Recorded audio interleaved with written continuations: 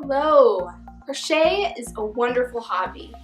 With it, you can make so many useful things. You can make pillows, blankets, clothing, even stuffed animals. Today, I'm going to teach the very basics of how to crochet, including how to start a project and how to do the single crochet stitch. Now, what you're going to need to start is a yarn needle, some scissors, a crochet hook, and of course, some yarn to work with. Now, as you're choosing your crochet hook, you're going to want to look at the yarn you want to use for your project. On the label, on the back, right where it says what the yarn size is, there will also be a part that gives the suggested hook size. Now, you can always go up a hook size or down a hook size depending on how tight or loose you want your stitches to be. But if you're not sure, just go with the suggested size that's on the label. So first things first, we're going to begin with a slip knot. Now there's tons of ways to make a slip knot, but this way is my personal favorite. What you're going to do is you're going to take the end of your yarn, give yourself an inch or two underneath. You're going to hold it between your thumb and your forefinger, just between these two knuckles. Now you're going to take that yarn and wrap it around so that there's two loops on your finger. You're going to take the first loop, slide it over by your fingernail, then take the second loop and slide it off of your finger, just like that, and pull it tight.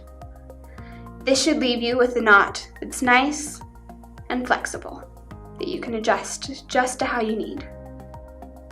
Great, so now that we've got our slip knot, we're just going to slip our crochet hook right into that loop and pull it snug but not too tight. Now we're going to begin by holding the crochet hook in our right hand by draping our working yarn over our left index finger, and if you need to, you can hold it in place with your pinky. Then you're going to use your thumb and middle finger to hold the end of your yarn in place. Now, before we can begin our single crochet stitches, we need a foundation chain. To make the chain, use your hook to scoop up your yarn from the bottom, like this. This is called a yarn over. Then rotate your hook so that it's facing your thumb, and then pull your yarn through the loop. There's one chain. Let's repeat that by yarning over, rotating the hook, and pulling the yarn through the loop. We'll do this 11 times for 11 chains total.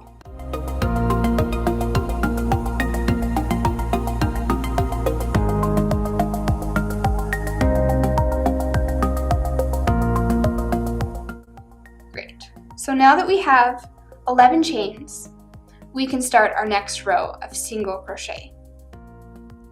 Now, we're going to start from the second chain away from the hook. So let's count that. We've got the first chain here and the second chain. You're going to insert your hook into the top of the second chain, just like that. Then we're going to yarn over and pull that yarn through the loop. There should be 2 loops now on your crochet hook. Yarn over again and pull through both of those loops. And there is one single crochet stitch. Let's do that again. Going to insert into the next chain, yarn over, pull through, yarn over, and then pull through both of those loops. If you need to pause or slow it down, that is just fine. We're going to repeat this process through every single chain on the row until we reach the very end. I'll see you then.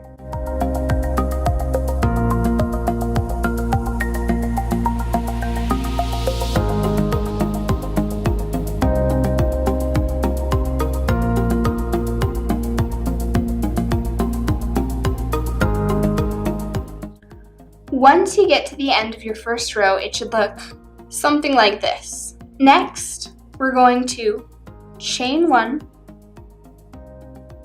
and then turn our entire project, just like that. So now your hook should be on the right side of your row, and we're going to do the same thing again. We're going to insert our hook into the first stitch. However, now we are not working into chains, but into single crochet stitches, which look a little bit differently. You should look for these little V's that are formed by the stitches on top. See if you rotate. All these little V's. You're going to want to insert your hook underneath both of them. Then you can keep single crocheting just like we did before. Yarn over, pull through, yarn over, pull through both.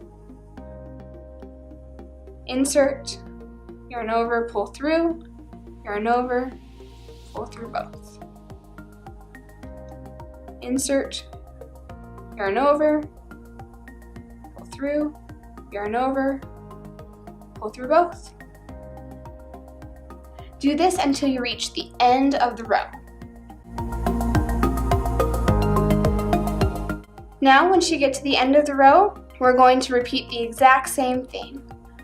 Chain 1, rotate, and then work 1 single crochet stitch into each one of the stitches you made before.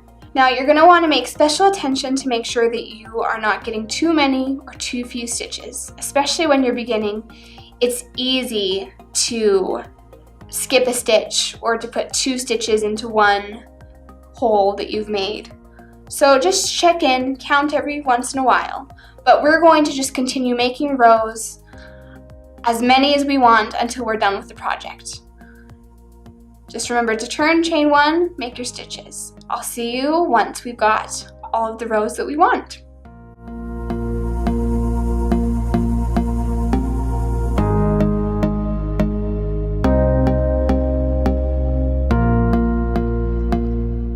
Now, once you have as many rows as you want, then don't need to bother making a chain 1. You can cut your working yarn, and you want to leave a tail that's long enough so that you can weave your ends in.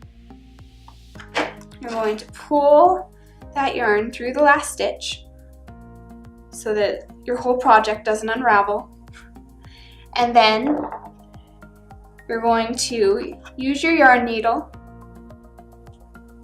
to weave in all the ends.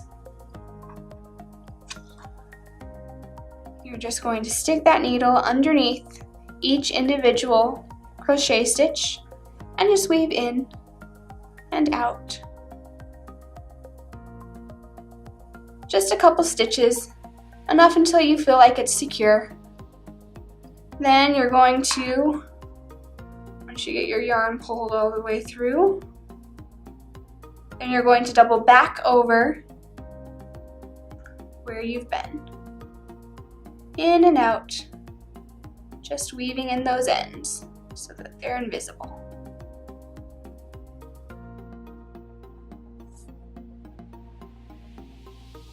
Then you can cut off the excess and voila!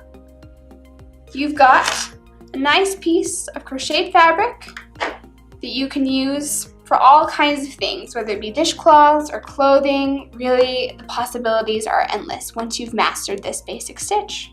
So there you have it. That's the foundation of everything crochet. All other crochet stitches are some sort of variation of that single crochet stitch that we learned. So good luck, happy crocheting, and I'll see you next time.